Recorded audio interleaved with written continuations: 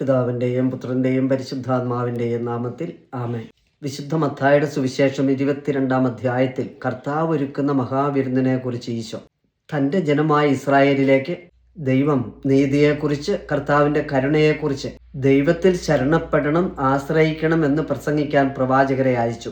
Israel അത് അവഗണിച്ചുകൊണ്ടേയിരുന്നു. പുത്രനായ യേശുവിനെയും യഹൂദർ അവഗണിച്ചപ്പോൾ ഈശോ അപ്പസ്തോലരെ ലോകം മുഴുവൻ സുവിശേഷം പ്രസംഗിക്കാൻ അയച്ചു. വചനം തുടരുന്നു. എന്നാൽ ക്ഷണിക്കപ്പെട്ടവർ അയോഗ്യരായിരുന്നു.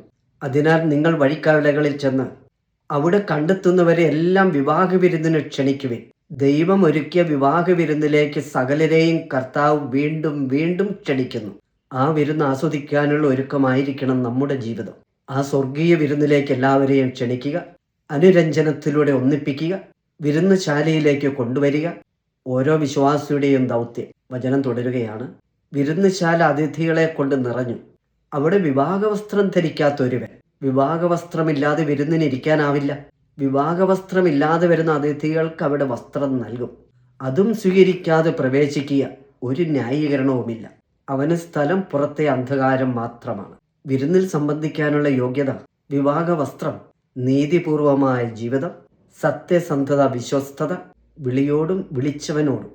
ദൈവമക്കളെ, സുവിശേഷ മൂല്യങ്ങളോട് വിശ്വസ്തത പുലർത്തുന്നില്ലെങ്കിൽ കർത്താവ് പകരം ആളെ കണ്ടെത്തും. തൻ്റെ ദൗത്യം തുടരും. കാരണം യേശുവിൻ്റെ ദൗത്യം പരാജയപ്പെടില്ല.